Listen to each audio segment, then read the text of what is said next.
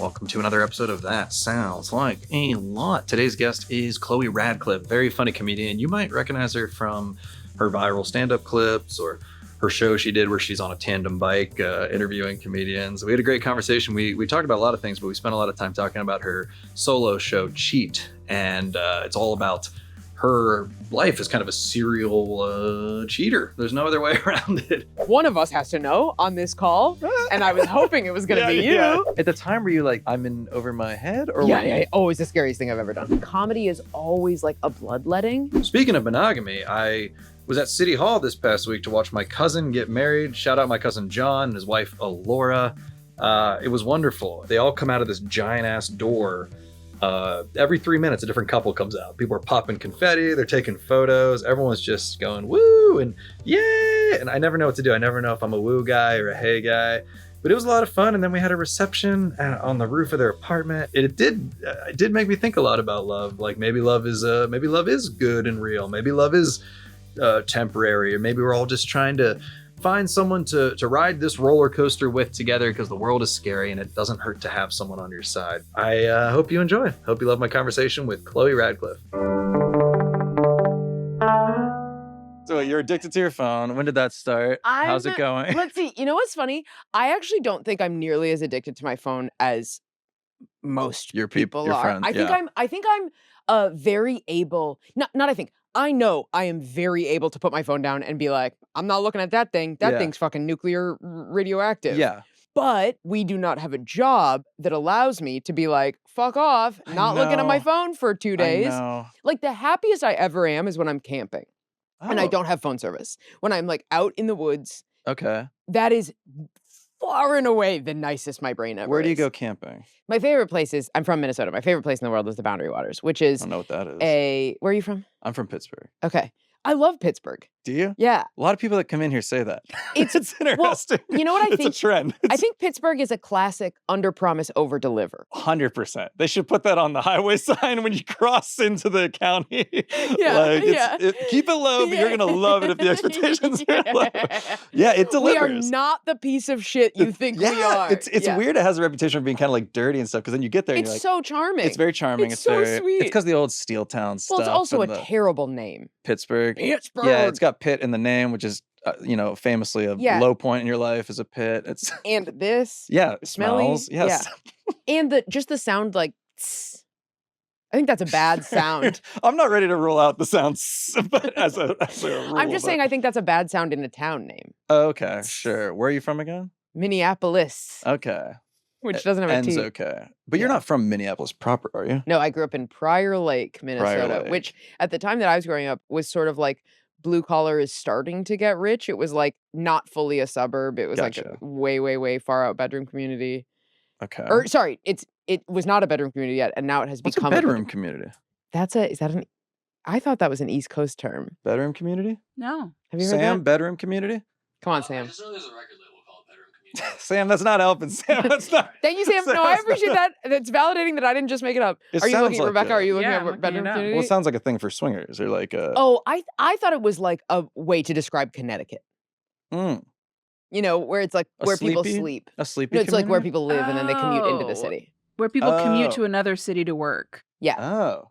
So it's like a far out suburb. Yes. Okay, that makes sense. Yeah. Like What I was think what was the vibe there growing up? in Prior Lake. Yeah. When I was growing up, it was like farms. Okay. And it's like the next town over was unincorporated. Yeah. Like we were like way the fuck out. That's kind of where I was. Like I'm north of Pittsburgh. okay. And it was farms. Yeah, Still yeah. farms. Yeah. Yeah. Quiet. When was do you remember where your first drink was? My first like alcoholic drink? Yeah. That's a great question. It was like in a like as a underage kid. Yep. In a farm. Mine was in a field. Yeah, in a Yep, field. yep. Yep. My first beer. Yeah, it was like someone had a bunch of Miller Lite in a duffle bag. Yeah. And we walked around like in this like wooded area that became a field. Mm-hmm. And we just walked around and drank it. Mm-hmm. And I remember drinking it and thinking, this is awful. This is like the worst thing I've Yes. ever had. Yes. Yeah. My first sip of beer was at a like big bonfire out in a field. Yeah.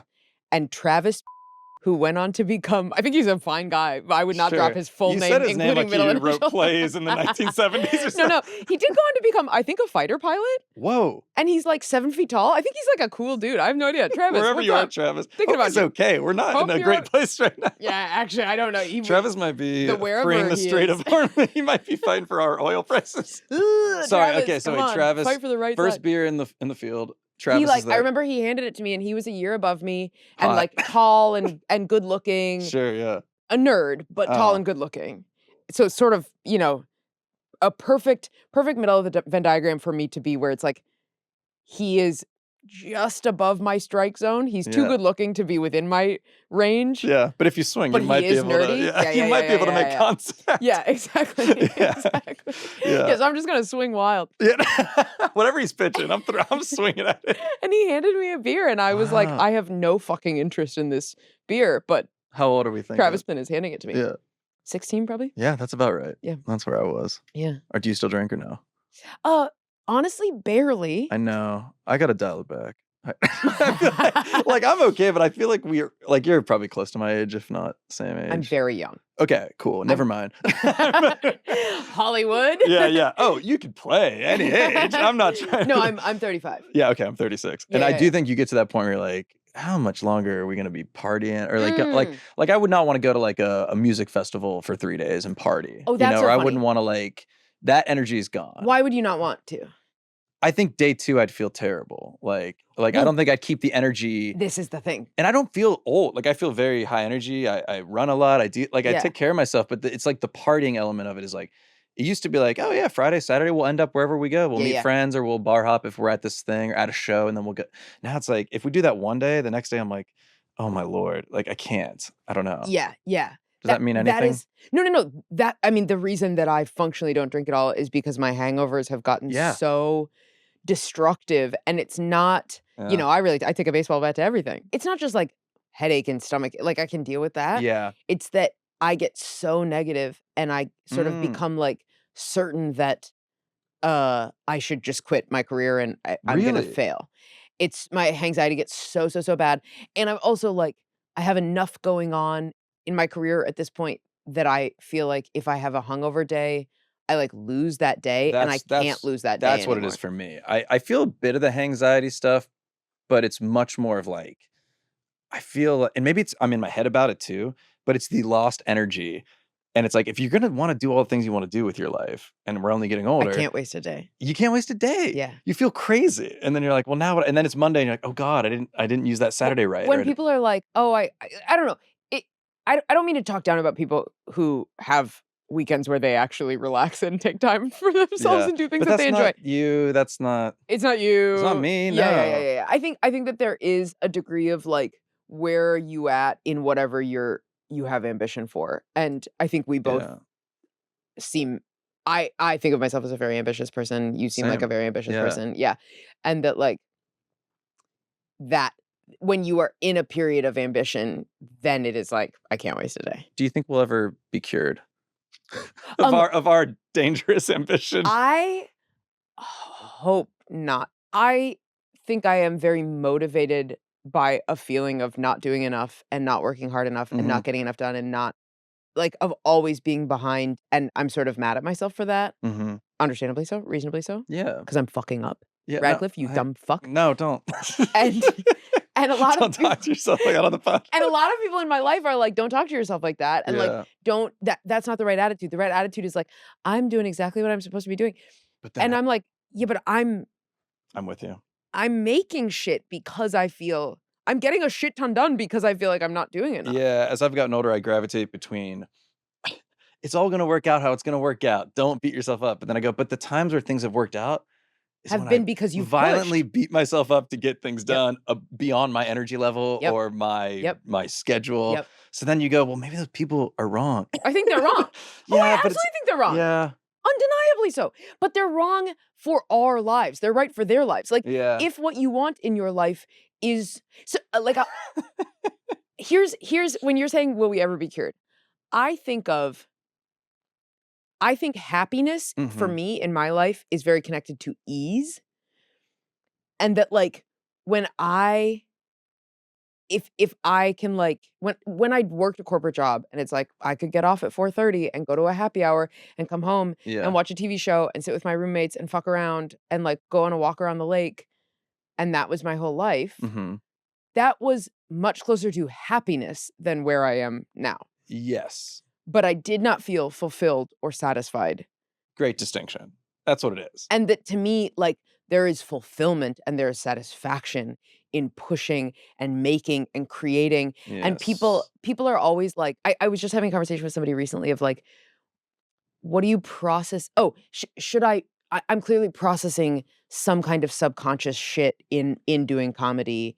And should I be processing it in another avenue, basically? And I'm like, yeah, but the off-gassing of processing it through comedy is we're making art, unfortunately. I'm sorry to call what we're doing art. Sorry to call a podcast art. No, it's art. This is very important art. It's just, but I know what you mean. Like, what do you think pushed you from like corporate job to like what was the realization for you? Were you a like, layoff? Really? Yeah. You just got laid off doing what? What were you doing? I was working at Target headquarters in Minneapolis. I read about this. You worked at Target headquarters. Yeah. What were you doing at Target? For the first 2 years, I was a business analyst in charge of all soda inventory and execution and distribution. So wow. like supply chain management wow. of all Coke, Pepsi, Dr. Pepper, all subsidiary brands in all 1,800 Target stores across the country for 2 years went through me, a 23-year-old who was a fucking... What'd you major in college? Math. Okay, sure. But not like finance, econ, stats. I'm dog shit at anything involving numbers. Okay. I'm like puzzles. I'm like logic puzzles. Okay. And like, you could handle the soda situation at Target. Well, the nice thing about soda, this is insane that now I'm talking about this. I keep talking down the cameras. Yeah, I'm right here. I'm right here, Chloe. You can anytime you. What's up to the valued listeners? I'm trying to figure out how to say this very briefly in a way that is interesting to anybody who's outside of the world of grocery. Basically the business analyst job, there's 300 business analysts at Target. There's a lampshades business analyst. There's a diapers business, whatever. Sure. Their job is to make sure that the right amount of product gets to the right stores. Okay. So most of them are ordering. There's only one seat of all the business analysts. There's only one seat where the person does not ever order one fucking product. Was it you? And it was me. So what did you do? I became this like weird little diplomat where I would like twirling my mustache. Yeah, sure. As most diplomats have. Where I basically soda is this, we don't need to go into it, but it's this like hyper political weird world. At Target. No, in the country. Oh, okay. Soda at large. At large. I'm just trying to get you past the soda world. Yeah. Sorry. Anyway, whatever. Basically, I would stand in the back. I would like travel. Yeah. No business analyst traveled. I would travel. I would be like the negotiator who was like between a bunch of different parties who were all mad at each other, and I didn't give a shit and sort of wanted to get fired. And so, which gave me the like clarity of being like, well, you're wrong and you're right, and we need to go negotiate here, and you need to do this. And yes. Because I was like, I don't give a shit about any of this. Yeah, I was going to ask, at any point did you care or no? You kind of already were checked out when you were there. I mean, I cared in that I'm a good student. Well, sure. You did the job, but you never thought like, okay, if I do this right, I'll end up at this position at Target. Correct. No. I'll move from sodas to teas or whatever. That was not on the radar. Or... Come on, Red Bull. Yeah. Like, what was the prayer at night when you went to bed? Like, what were you journaling about at that time? Yeah. Oh my God, if I could only move up to buyer. If I could only be the one deciding whether we have caffeine-free cherry Pepsi. On an end cap. How did this person... Rather than just deciding how many caffeine-free cherry Pepsis. How did this person start doing comedy? Like, how did you... This person? Yeah. Like, how did the person who was, like, thinking about this shit be like, okay, I think I'm funny, or I think... Like, did you start out there? Yeah, I think I've always thought I was funny. Okay. I didn't want to do stand-up in high school. I felt funny. I did improv in college. Oh, cool. It was all short form. I did theater. I find theater people broadly annoying, and so I, like, didn't... I sort of considered, like, do I want to go on in theater as an adult? And the answer was no. Tough route, yeah. Tough route. A lot of people, I shouldn't say this because I'm currently trying to mount a solo show in the theater world. Go for it. Boy, oh fucking boy. A lot of earnest, self-righteous people. Oh, that's a good way to describe it. It's a dangerous combo. Oh, it's like such an annoying combo. Yeah. It's really down the middle of the lane for like irritation. Yeah. Well, we can jump to that show in a second, but have you done the cheat show at a lot of theaters at this point? Like theaters? I'm doing it at Joe's Pub. I'm going to come. Great. Oh, I would I'm love to have excited you to there. see it. Oh, that'd be amazing. Thank you. Yeah, what's your interaction with theater people? Yeah. Where did you come to this astute observation? I mean, I remember like in college, I was a double major math and theater for 1 week, and I tried Unicorn. Yeah, that is not a common thing. Wow, what kind of theater were you doing? I went to a small, pretty shitty college in Minnesota that I love very much and that like made me who I am, but like it's not a good school. Interesting. And I think it made me who I am in that like I was also like applying at Ivy Leagues and like got waitlisted and didn't go. And I think I would be a different person if I had gone. I think I would I like the fact that I have a chip on my shoulder forever and that I feel like I am like from the Midwest forever. Yeah. Whereas like trying to go to the East Coast into an Ivy League and like assimilate into that world and be around so much money and so much, speaking of self-righteous entitlement, so much self-righteous entitlement. Yeah, that was never I think my parents wanted me on that path. I don't think I did a good enough job in high school. I was that kind of kid where I think they saw something in me. Yeah. But I wasn't taking like the right classes. I was taking like cooking. You were drinking in fields. I was drinking in fields. I was always plotting my next move. Yeah. You were not going to be a math major. No, but I love math. I probably should. That's the thing. Like there were things I should have done. Yeah. But I studied business at like a small Christian school. What school? Belmont University. Okay. Did a lot of music stuff there. That's like why I went. Yeah. It's a good school too. But it sounded similar where you're like, I probably should have tried. Or I probably should have like been more ambitious back then. Interesting. But it wasn't quite there. And I think I was very ambitious as a kid. Mm-hmm. But where I funneled my ambition, and this was like a kind of a snap judgment senior year of high school. I competed in speech and debate all middle school and high school. And then I went to state senior year and I didn't make it out of the like initial rounds. Okay. And I decided that I didn't want to be done competing in speech. And my shitty little college had a kind of shitty little speech and debate team. That's a world I know nothing about, speech and debate. Yeah. Yeah. And it like so shaped me. It made me who I am. Whoa. Yeah, in so many ways. Do you think that's where you got the comedy bite a little, as far as like you enjoyed speaking on stage, being like coming up with things on the fly? I will say the that power of it. Yeah. So after I got laid off from Target, I was like, okay, I'm going to take one improv class, one sketch class, and do one stand-up open mic as a cool. I'm just going to test it. And I thought that I would hate the stand-up open mic. I thought I would just be like, check it off the list. I did it. Yeah. Can't say what if I missed something great. Mm-hmm. And within 30 seconds of the first open mic, I was like, oh, this is speech. This is the thing I've now competed in for 10 years that I have a lot of trophies saying I'm good at and that I really, really love and like have dedicated my whole brain to for a decade. Cool. And so that does feel very symbiotic. What were those mics like in Minneapolis? Oh, the one mic. Well, they had audience. That's the thing. Yeah. It's a small enough scene. You I remember started that? doing mics in Nashville where I went to school. Yeah. And there were like crowds. Yeah. So it did feel really cool. Oh, it but feels I was like a saying show. probably the worst shit you've ever heard. Not inappropriate. Slurs. Yeah. I was like, okay, which one haven't we hit yet? Yeah, no, it was like probably the dumbest jokes. I couldn't even tell you much of my set back then. Can you remember any of your first set? I'm trying to remember. I remember doing like a bit about like Tinder because it had like just come out, but I don't remember what the point of it was. I mean, I was like 20. I was like 20 and 21 when I was going to these little clubs, and they were terrible. Have you been to Nashville? Yes, but I've done comedy like one night in Nashville at a tiny, tiny little spot. I haven't like properly done comedy. So curious what it would have been, but yeah, no, it was just like trying stuff, but there were people, and so there were people at yours. You were trying stuff. Oh, Acme Comedy Club is where I started. It's where I did my first ever open mic, and their Monday night open mic. I think it's slacked off a little bit post pandemic, but their Monday open mic. It's a 275 seat room, and whoa. Where the mic is too? And at least half of the month, it would be sold out to the point that they are turning people. It was free. That's crazy though. But it would be a 2.5 hour mic, and it would be sold out. I mean, it was like legendary. And that's the first time I ever did stand up. So you're like 23 years old and you're getting up there. Yeah, 24. Yeah. Yeah. Damn. Yeah. And you didn't care. You weren't scared. You weren't like, I was very scared. I was very nervous. Okay. I made my boyfriend at the time come with me the 2 weeks prior and sit and watch the mic. And you just get like 5 minutes? 3. Wow. And if you put a star by your name to say you've never been at the mic before, you automatically get up. You're guaranteed. So you can like plan. That's very cool. I don't know if there's a lot of that in New York ever. Like I feel like there aren't a lot of rooms where there's like an audience that's not just the comedians for a mic. No, Yeah. totally. Anyway, so you're doing that. And there was a workshop at a club in St. Paul where there would be like a 2-hour workshop before, and you would get 7 minutes to use however you wanted. Mm-hmm.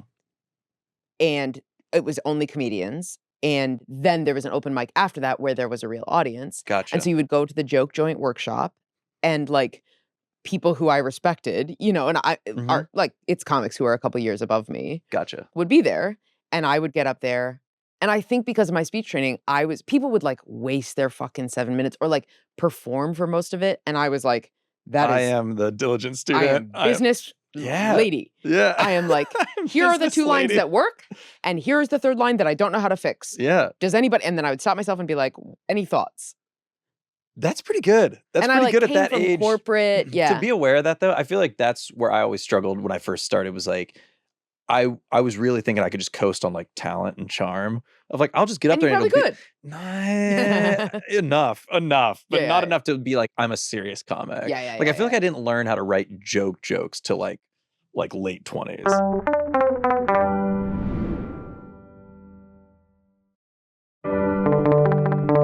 How clubby is Nashville? Or was it when you were coming up? Like how prevalent were the clubs? I mean, Zany's was the big place. I performed there a few times on like new talent nights. Yeah. But it was a lot of just like weird, like kind of divey places that would have a mic night, or as like friends would start their own, like, we're doing a monthly at this place. And it felt very cool because there wasn't a lot of that going on. And I was part of those crews. Yeah.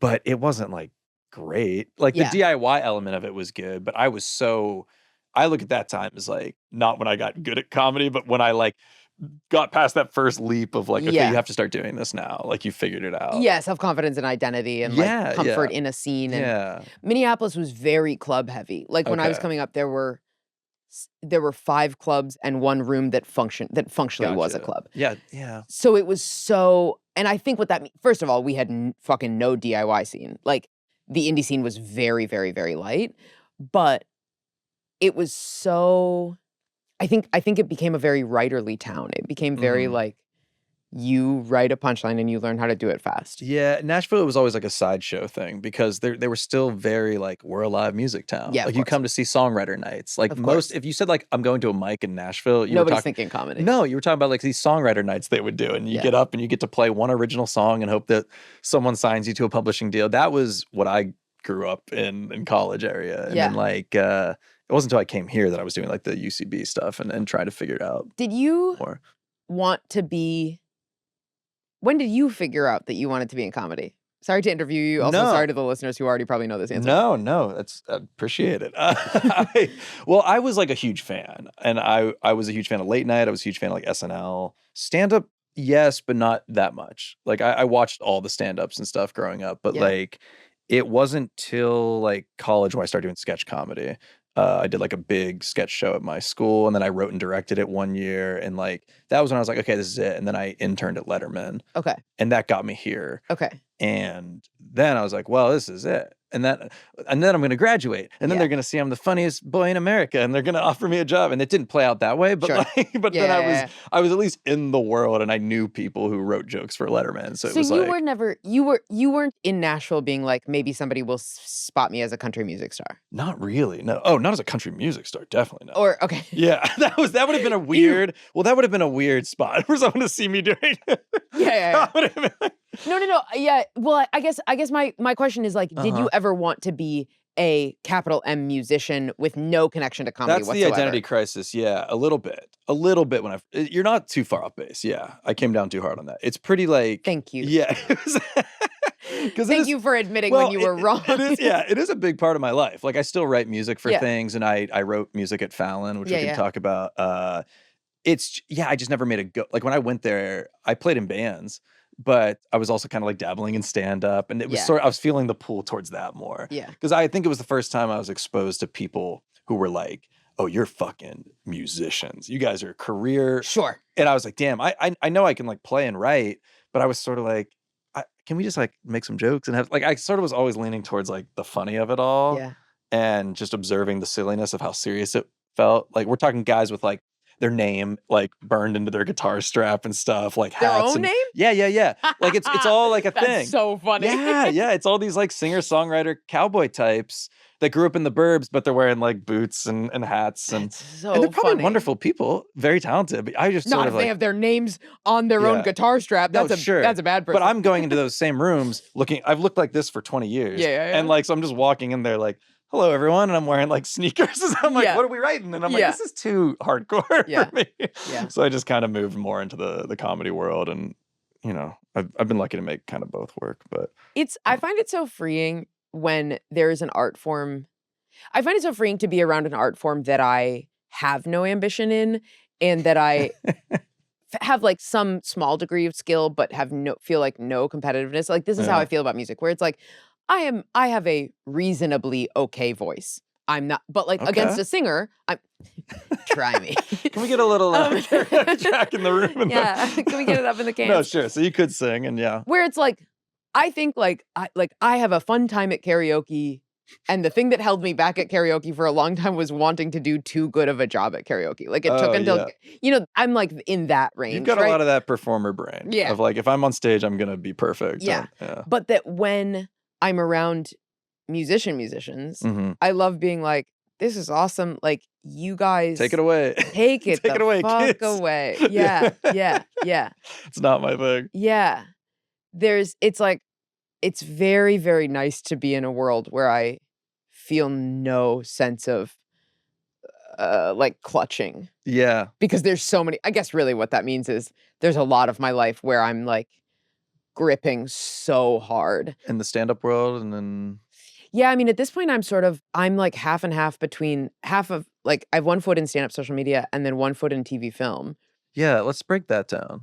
Let's get into the work. Okay, let's get into the work. Yeah, because like I want to ask you, Say because more. my perception of you, and this might not. Let's play a game where what's your perception of what do you think I care about? You tell me what you think I care about, and I'll do the same. We'll see if we're not giving off the right vibe online.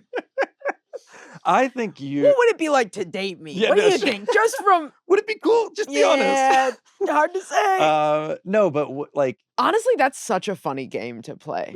Okay, let's play. I I'm- think you're pursuing stand-up and stage stuff more than TV and film, if I had to guess. Oh, interesting. I think that's your thing, if I had to guess. Great. I'm so glad that I Is give that off what that you impression. want? I want them both equally. Well, is the sure, problem? We could play this game too. Well, but this is the problem is I'm about to say maybe an asshole thing. Go for it. This is my Midwesternness being like, I'm very tired. You're gonna say like the most Yeah, absolutely not an I'm asshole. about to tear it down. I don't know anyone else personally who is trying to do both stand-up and TV film equally as much as I am. Okay. Explain. You're writing a lot. You're like, I'm currently developing a feature. Great. With a producer who matters. I have a TV development deal on my solo show. I'm auditioning at least once a week, and they're like big enough auditions that it like eats an entire day. Yeah. All of that is invisible work, which is why you're like Brutal. You're trying to do stand-up. Yes. Because none of that shows up on my Instagram. Yeah. Right? And like ideally someday there will be a deadline announcement, right? All we're doing in here is just waiting on the day where we can screenshot a deadline article and see who liked it. Yeah. But yeah, I know what you mean. And like I'm trying to think. Oh, and at this point, now I'm a good enough screenwriter, and like that's where I make most.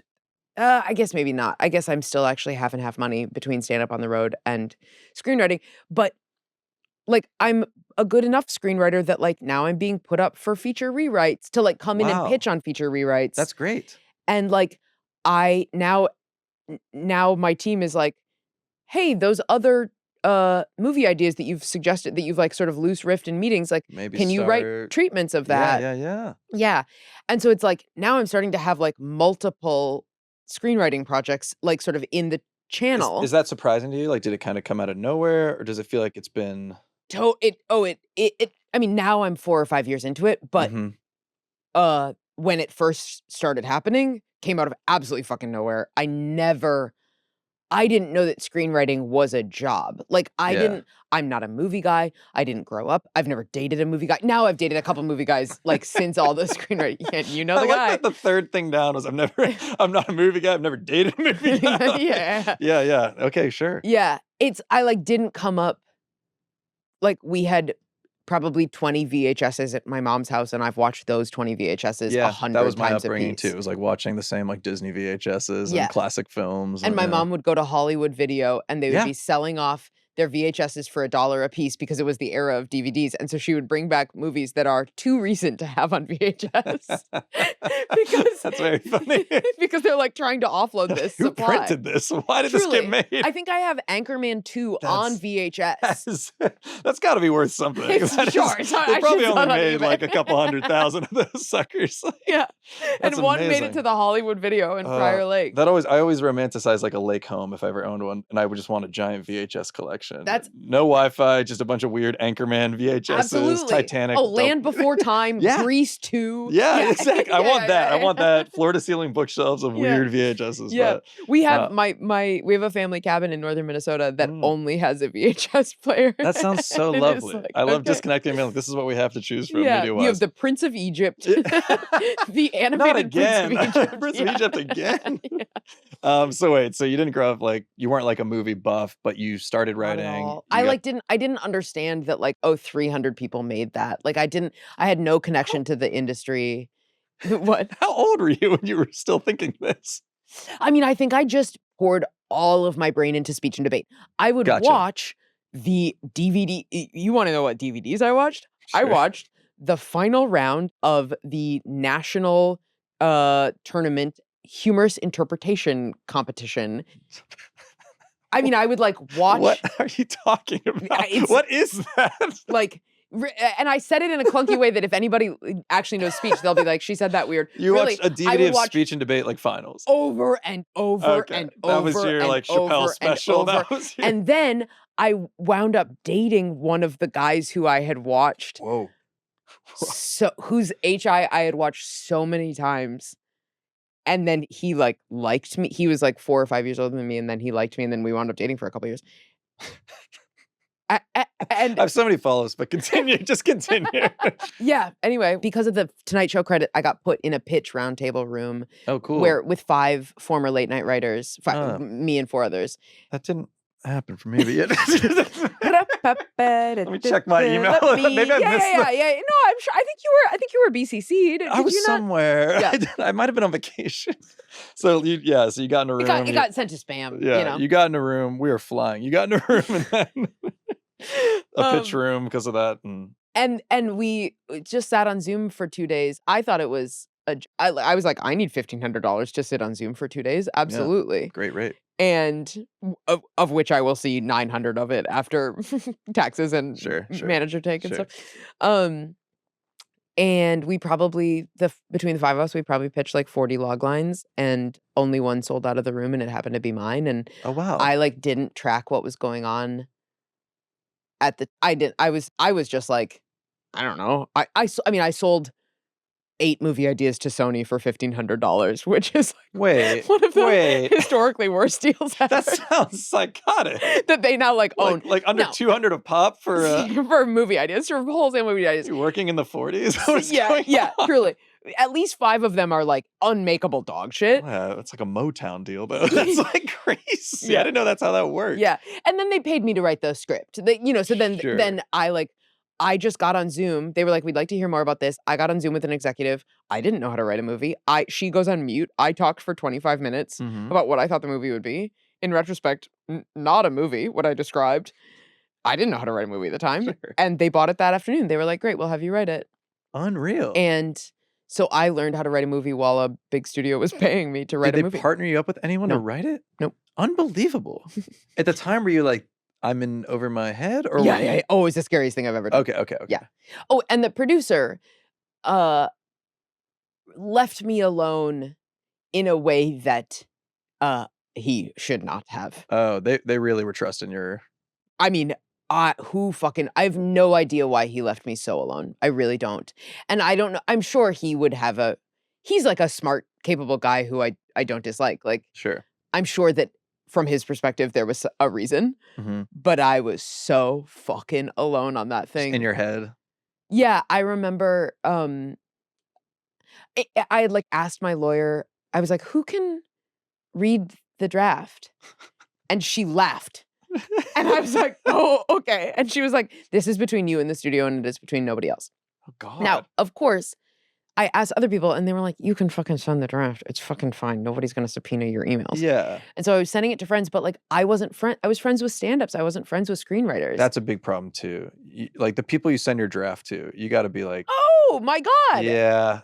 And so I'm sending it to friends who also don't know how to write a movie. And they're like, good work. They're literally giving like punch-up ideas on lines that are going to be cut tomorrow. Yeah, you know? That's very funny. And I remember asking a friend, like, how would I fix whatever problem it was? And I remember, I have such a clear memory of being in my kitchen, being on the phone with him, asking him how to fix that, whatever it was.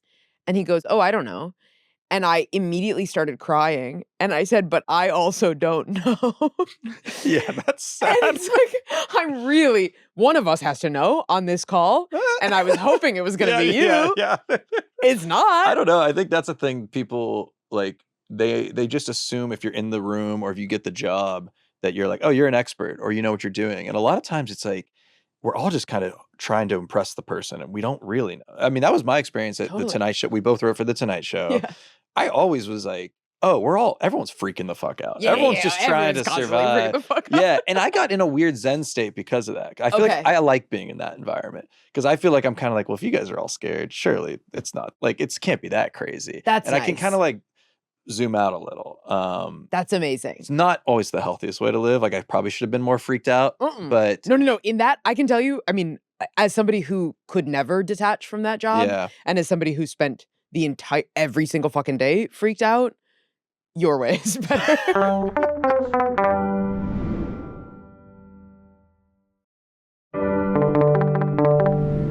Cheat. So 2 dates added, September 1st and 2nd. Yeah. Great. Yeah. September 1st, September 2nd. You've been doing this show for a few years, right? 2 or 3. And the origin is you are a big cheater? Serial cheater. How do I say that? Not my words. Yeah, it comes from being an awful person. Yeah. From being a mean person who's hurt a lot of people. Well, no, but just tell me about the show. Tell me about like where you are with it. The show is about how I have a history of cheating in most of my relationships. The show does not condone cheating. I think cheating is always bad. I think cheating always hurts somebody. You could have said that once again. I think a healthy relationship does not involve cheating. Yeah, there you go. That said, I think cheating happens all the fucking time and nobody's willing to stick a microphone in front of their face and admit that they've done it. I agree. And I happen to be the person who's willing to talk about it. And I think like fundamentally, I'm like, if we want stuff like this to stop, we should want people to talk about it. Abstinence only never works. Yeah, you know? Yeah. Teens keep getting pregnant. Absolutely. Yeah. You know the thing that has worked to stop teens getting pregnant? The fucking phone. Yeah. Anyway, get them. Yeah. But yeah, I have worked very hard to make sure that the show is not, that I never frame myself as like the victim in the show. Smart. I am like, there's a lot of solo shows about things that have happened to people, and there are not a lot of solo shows about things that someone has done. Yeah. That's good. And I'm like, I'm just happen to be willing to be like, yeah, I've done some very hurtful things. Yeah. And for me, comedy is always like a bloodletting. Like anything, I've recently started talking about binge eating on stage, which I know I don't look like a person who deals with binge eating, and I like ruins my life. Anyone can, yeah. And I've started talking about it, and I see the reaction in people in the audience where they're like, oh my God, I've never heard somebody describe this. Yeah. And that is what, like, the pieces of art that have touched me are when I watch something and I'm like, oh, I didn't know that you could put me on screen or that you could put me on stage. I feel seen sitting in the audience or watching a TV show or whatever. And that's the shit that I want to make. And I think that in this show, I can watch that happen in the audience where I am saying something and I'm watching somebody be like, fuck, I've never said that. I feel that, but I've never said that out loud. And I didn't know that I was allowed to say that out loud in front of a lot of people. It's pretty authentic to your story. Like it's 100% real. Now, where does I don't use names. I try and protect what's in your like this comes up a lot in here of like when we talk about writing, whether it's a book or a film or your act or especially a show like this, it's like how much of it do you feel like you need to protect yourself from your like family and friends or like this vulnerability to do a show like this where you're talking about like do you mean protect them? Not protect them, but like protect their image of you or how they think about you. Like what do your family and friends think of this? Do you ever wrestle with that of like I compulsively reveal, this is what I mean about bloodletting. I compulsively reveal the worst parts of me. I hate keeping, it feels so bad to keep a thing I feel weird or squishy about inside. It feels like it starts to rot inside of me. And so I just say like the bad thing. Like when I was working at Target headquarters, before I ever did stand up, my boss at Target headquarters knew that I had a history of cheating in relationships. Okay, that's wild. Yeah, this is insane. You had to do this show then. If this goes back to the soda days. Back to the days of Coke and Pepsi. No, insane. So you have to get it out. I have to get it out. And interesting. I mean, it's funny that like I'm very bad at keeping secrets. And I'm a person who compulsively cheated. Like I clearly like figured out workarounds. Yeah. But yeah, I have to get it out. So it's like look, do I think that my parents love watching a show where I open with a story about fucking my FedEx man? Yeah. Oh, that's a great story, by the way. But yes, thank you so much. Yeah. I don't think they love that. Sure. No one wants to. No. Nope. I don't. And look, do I love them hearing it? No. I don't love them hearing it. Yeah. But I am like, that's the shit that I'm interested in writing about. It's the coolest story I've ever had. Yeah. It is kind of, I don't want to make you like repeat your act. It is the coolest story I will ever have. You slept with a delivery guy. Yeah. You lived out the porn plot line. Yeah. Truly. The thing that I don't say in the live show is that he then rang my doorbell every single day for 4 months. Oh, see, that's the problem. You're kind of glossing over now. Oh, no. Well, what's funny is that it was not, like, it didn't feel dangerous at all. He's, like, very sweet. He's just, like, sort of young and dumb and is, like, I shouldn't call him dumb. I don't think he's dumb, but he's just, he's definitely listening. Yo. I have thought so many times about, like, how do I find him? I know his first name and the route that he ran 3 years ago. You have to be able to find him, surely. I've looked for him on Instagram and I haven't been able to find him. What do you want to find him for? The man you had a afternoon stand with. If this show ever like did well, I would be like, it would be very interesting to have him come watch. Yeah. But I told him that I was talking about it on stage. I like we talked later. When I lived at the place that he knew my address. I was gonna say, how did you yeah. He literally, all my friends were like, do you feel in danger? And I was like, no. He just is like, if I press this button, sex is behind this door. Like, he was not dangerous at all. He's like such a sweetheart. Yeah, but he just was Pavlov like, sex comes out of this door. Yeah. Please, it make happen again. I see if happen, treat. Yeah, that's all I want. But you haven't talked to him in years. No. We gotta get him to the show. Would love to. Is well, I don't want to spoil anything, but I guess like to make a show like this, you know yourself, like, do you think like monogamous relationships, because I feel like people are more open to open relationships, polyamory, all kinds of arrangements, like it's certainly more talked about than ever. Yeah. I don't know that people are actually more interested in it. But I feel like I would guess that, I don't know, like percentage wise out of like the monogamous, let's go straight couples specifically. Yeah. I bet like a significant amount are doing some fooling around, don't you? Oh, I think, are you asking, fooling around where their partner knows or fooling around where their partner doesn't know? Doesn't know, yeah. Oh, I think a huge amount. That's what I'm saying. Yeah. I feel like monogamy is getting harder and harder for people. Maybe I'm wrong. You're just seeing so many people every day on your phone and on your... Yeah. Or is that being talked about more? Is it just or have they always been cheating? I think the percentage always been. Sure. The percentage is probably cruising at the right amount. Yeah, I don't know that the percentage has changed. I agree with you on that. But I mean, I also, one of the things that I talk about in the show that I feel very deeply about, a reaction that I get after the show is fairly frequently I will have men, it's almost always men, come up to me afterward and lean in close and be like, what you did doesn't come close to what I did. Whoa. And it's because I never got to like, I was never anywhere close to like second family shit. Like I never had I was living like double life in that I like had affairs. In particular, I had a couple like, I had one big affair and then one that would have been big, except the relationship that I was in ended very quickly. I see. During it. But I think there are people who like have years. I mean, I had an affair for like 2 or 3 months, not like years and years and years. Yeah. And what I talk about in the show is like, what is the line that counts as cheating? And everybody's always like, kissing, obviously. And I'm like, okay, well, I lay out, I'm not trying to like do bits at you, but like, no, sure.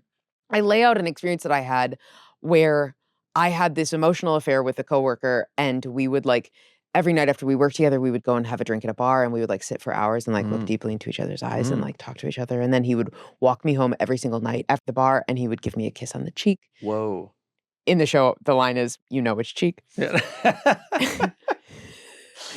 And then one night we all went on a like group of coworkers went on vacation together, and this guy and I shared a bed. Whoa. And clothes stayed on the whole time. And like our arms touched and I was sopping fucking wet. But like, we didn't kiss. What is going on here? So it's like, technically, is that fine?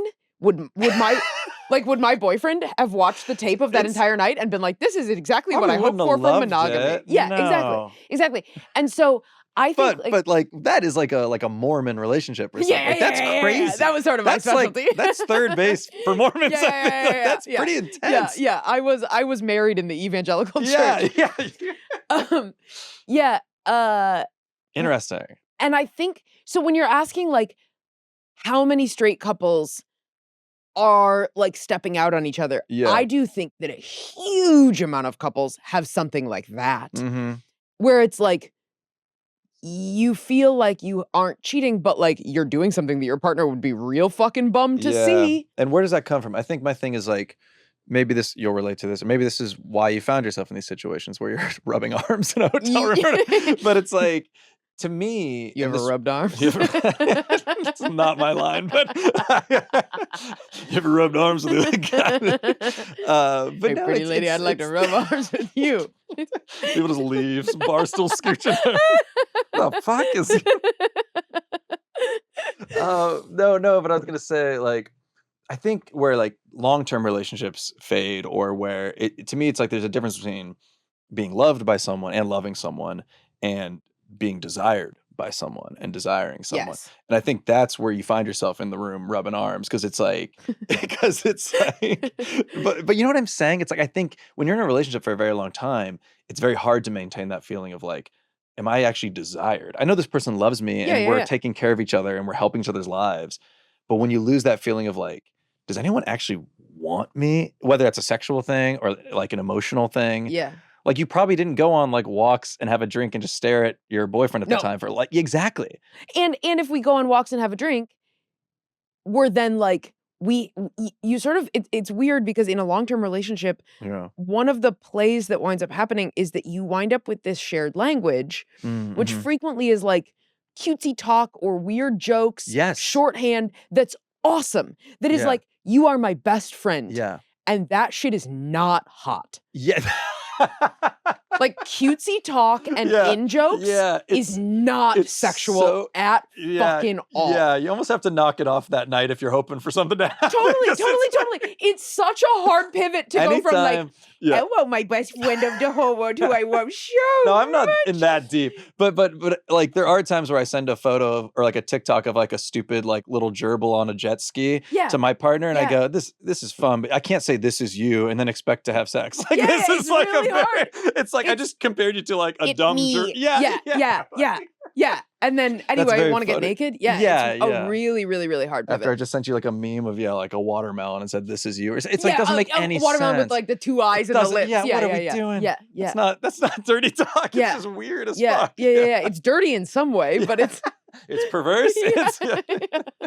That's amazing. It's not right. Yeah. No, I've thought, yeah. Well, do you think you've always been in monogamous relationships then? You would never...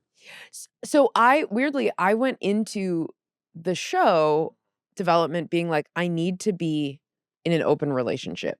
And like, I've tried this so many times. I think one of the biggest issues, in my experience, the biggest issue with open relationships is that it's nearly impossible to find a person who wants the same amount of openness and wants it the same amount in themselves. Like, if that makes sense. Does that make sense? Yeah. Right? Yep. Like, wants it with the same strength of desire and the same boundaries. Yes. Finding that match and somebody who you then are attracted to, real fucking hard. But I guess my question would be, is that negotiation harder or more painful than the non-monogamous thing of trying to find ways to always desire and always be desired? Yeah. It's like either one is sort of like a... There's no clean answer. Well, you know, it's funny. I think that's why I am so endlessly fucking fascinated. So now I'm in a monogamous relationship. And my boyfriend, when we started, he saw the show before we started dating. And he said, I'll take a shot. I'll roll the dice. Yeah. Let's see if I can fix it. And the only part, I mean, I had done a lot of work on myself, like doing the show, developing the show. I am a different girlfriend because of the show, right? Yeah. Like because of that bloodletting. But he went into it being like, we can be in an open relationship. He was like, I don't know that I really want that naturally, but like, I'm willing to try that. If that's where it evolves or whatever. Yeah. Because I think we are so right for each other in so many other ways. Oh, great. And I wound up saying no because I was like, it just became immediately apparent or very quickly apparent that we would not have the relationship that we have if there were other people involved. I see. And I think that is always true, even in an open relationship. Like, I think that there's always a play, and that's why I'm so endlessly fascinated by topics of monogamy and non-monogamy and relationships and boundaries and desire, and because we are hunting for a clean answer. We naturally want there to be cleanness, and I do not think there is. I agree 100%. Okay. We're gonna play a quick game called Smaller Dick Energy. Chloe, Great. I'm gonna ask you two guys. You tell me which one has smaller dick energy. Great. It's very simple, very fun. Elon Musk. Yeah, well, close. Yeah.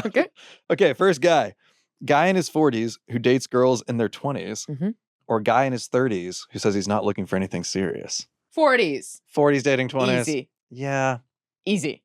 Yeah. 30s is that's probably reasonable to not be looking for anything serious. Is it? You're talking to somebody who doesn't want kids and doesn't want to get married. So I'm the same boat. Yeah. I was a fucking menace on dating apps. I was never on apps. I would just be like, tell me I'm pretty, tell me I'm pretty, tell me I'm pretty, tell me I'm pretty, tell me I'm pretty. You know, like I was a fucking, you should get me off of that. So I think I have a lot of sympathy for not looking for anything serious, people. Okay, I'm with you there. 40s, 20s is a fucking nightmare. I live near Columbia, and it's like I see so many 20-something kids, and I do go, whoa, like they look so young. Yeah, they're They babies. look so young. And it's like, it's not even, it's beyond the like, what do you even have to talk about? It's like, we know why you are with her. Yes, you're trying to like... There is only one reason. It's no one's happy about it. Yeah. So, okay, next one. Guy who drives a Cybertruck or guy who has truck nuts hanging off the back of the truck. I mean, Cybertruck in a heartbeat. Because there's some humor to the nuts. It's so funny. You don't see a good pair of truck nuts anymore. No. What about a Cybertruck with truck nuts? I actually don't think any Cybertruck driver would ever have truck nuts, because I do think that it requires too much like self-effacing. This is a good societal. Yeah, there's no world where you're ever going to see. I see a lot of custom Cybertrucks where they do like weird paint jobs and what are they doing? I don't know. Yeah. Okay. Well, yeah, I'm with you on Cybertruck. Bring back truck nuts while we're here. Okay. Last one. Smaller dick energy. Guy who calls you honey or guy who calls you female? Female. Yeah. Female. I hate female like. It's weird. There's probably never awful. a time to use it. Or it's like the people I know that I've heard say it, it never comes off great. No, it's awful. Honey can be okay if you're... Hey, honey. Hey. I mean, it's weird. Yeah, when you did it just there, I did get a little like, whoa. And you're not even a woman. No, I know. Hey. Probably female, smaller dick energy. Oh, female awful. much worse. Yeah. Much worse. I'm trying to think why female is so bad. Do you get yelled at a lot when you're biking around? Sometimes. Yeah. So I mean, I will get called a bitch if I am aggressive at all. Yeah. In a way that is like reasonable, where it's like I am like at the top end of being aggressive on a bike. Yeah, you're up there. But like I am asking the other riders around me to be competent. Yeah. But you've been biking for too long that you forget what it's like. Yeah, you're one of those bikers. Sure. But like if I am heads upping somebody in a way where if you watch the tape, you would be like, she is correct to be heads upping them. Yeah. And like, is there a softer world where like I would have like braked and slowed way down and like sort of dingled around them? Sure. But I'm like, heads up. You're very on your left. Heads up. Yeah. And then people will be like, shut the fuck up, bitch. And it's like, that is with hatred. That is with a that's like angry. Yeah. It is. I hate that a woman is yelling this at me. Oh, sure. That is 100%. Don't correct my behavior, you woman. Yeah, you female, you honey. Yeah. Okay. So what do we think? Small dick energy, honey, female. Female. Okay, cool. And then we end every episode with getting some predictions on the record. Chloe, this time next year, will more Americans be smoking cigarettes or taking a GLP-1? You're not saying more than right now. You're saying between those two, the number of Americans GLP-1. Yes. GLP-1. You think so? I think more people use them than we realize. That's what I've learned recently. Yeah. I feel like I didn't realize it was so accessible now. Yeah. But I feel like cigarettes are coming back in a big way. Do you smoke? Like once a month, probably. Sure. That's about where I am. Yeah. But I've never dabbled with the GLP. Nor have I. Yeah. Nor have I. I think you're right with GLP-1. I think they'll continue to get more and more accessible and healthy and affordable. And yeah, I also think that people see it as I want to tread carefully here, but yeah, I think that people see it as a fix me button. And there are a lot of people where it's like, I have tried every other option and this is this is a medication that I need. Yeah. And then I think that there are a lot of people who are like, there's a button that fixes me. Okay. And I think that we are very susceptible to wanting a fix me button in this country. We do it really well. The give me the button. Yeah. Give me but I still think I don't know. We're not doctors. Yeah. We don't know. Totally. We're both, the problem is also like, we are both thin people. Sure. And we're not, Let's get, like cut this one. Prediction. Okay. Prediction. Will New York ever go fully car free on the streets? No. You don't think so? I think it will. Really? Yeah. Fully? Well, I just did the Summer Street thing where they close down streets, and it's amazing. There's so much happiness. I don't deny that it's awesome. Yeah, but I think with the world getting warmer, I don't know. I could see it happening, except for like emergency vehicles, I guess. Let's give it a caveat. Do you think that we will have to build a seawall around Lower Manhattan? Yes. And do you think that seawall will ever break? Now we're getting into some good shit. This is one of your pitches to Sony. Escape from Lower Manhattan. Just the flood coming in. No, I think we're in a lot of trouble. And I think we're laughing our way to the bank because we don't have any other options.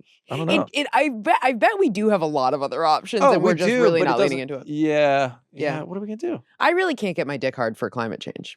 I can't. Clip it. No, it's not a horny subject. It's a slow, sad thing. Yeah. So, I mean, remember when that girl sailed across the Atlantic Ocean, Greta, to tell us about climate change? I don't know. That was probably peak people caring, and no one really cared. Yeah, no one really cared. The thing that animates me, like I feel incredibly animated about like homelessness and small businesses closing and old people working. Those are the three things I think that like make me feel nauseous to think about that I'm like, if I am ever successful enough to like be able to lend name power to a cause, it would people. Jesus Christ, old people at jobs makes me cry. What if they just want to do it? What if they just want to work? Awesome. Okay. But I don't think that they want to be. But a lot of them you're worried about they have no choice. Yeah. Well, that's. Oh, Jesus Christ. It's so fucking painful. Next prediction. All right, last one. We like to end the show on a downer. Last one. This will be kind of fun. Okay. I don't know if I will. You've said that about the last two. Prediction. Who will be the next celebrity couple to be involved in a cheating scandal? Oh, that's a fun one. I have a good one. You know what's so funny? I know I care so little about celebrities and know I so know, I'm few kind of the celebrities. same way. I have Melania Trump on my list. That would be amazing. I think it'll be a little, incredible. yeah, because she seems like she's still young and excited about life. Oh, she's so sad to be in the relationship she's in. Right? Yeah. I could see it coming out That would be amazing. I don't know how, because it would probably be a disaster for everyone involved. Remember when people were surprised about the Adam Levine thing? Oh yeah, that blew my like, mind. That they were surprised. That they were surprised. Yeah. Totally. People made such a big deal. And I was like, how are we not assuming that this is what Adam Levine is doing? I know. He's, first of all, not my type, but like one of the hottest men. And so he's hot, but also like so smarmy that like, of fucking course he's DMing Instagram models and saying he named his baby after them. Yeah. Like I had to do some like real soul searching when everyone was like, because I read the text and I was like, yeah, I don't know. Because everyone was like, scandalous. And he was like, you're so hot with a bunch of T's. And I'm like, I read the text and I was like, I don't know. And everybody, truly, yeah, I was kind of like, I don't know. I thought it was going to be like vulgar shit. And I was like, damn. Yes. So I like opened up the screenshot. I was like, oh, this is a guy who's just not exactly pitching his fastball at the moment. He's just trying. Yes. Who's sort of just not condoning the behavior. DMs. Not condoning the behavior, but the content of it I thought was going to be a lot more sorted. Oh, but yeah. Because I talk about cheating, a lot of people in my life tell me about their own cheating in a way where they're like, I can't tell anybody else. Like I hold the bag for a lot of people. That's difficult. And there is a like medium famous person who has told me about their history of cheating where I'm like, it's crazy that you're trusting me with this. And that person texted me when the Adam Levine thing came out and they were like, have you seen the Adam Levine stuff? In a way where it's like clearly like they're being affected by this. Yeah. There's no connection, but that they're like, we just talked about cheating, you know about my history, and now like this shit is in the news. And I was flabbergasted that they cared. I was like, how the fuck man or woman does this matter? I don't want to say. Oh, next episode. Chloe, it was great to meet you. Great to talk. Great to hang. Do you want to promote? Where can they find you? What's the show? And then we'll let you I'm ride at on. Chloe Radcliffe on all social platforms, like my last name Radcliffe, but bad. There you go. Very on brand. I am doing my solo show Cheat. 2 dates that have just been added at Joe's Pub, September 1st and 2nd in New York. And I will have a stand-up special completely separate from Cheat coming out in October. Where's that going to be? That's not announced yet. Oh. On a very cool Waiting place. for that deadline article to drop. Like feels very unexpected. Yeah, truly. Congrats. Knock on wood, assuming nothing goes wrong. I don't know what in here is actual wood. Anyway. Great. Yeah, good shit. Cool. Thank you for being here. Thank you for having me. This is awesome.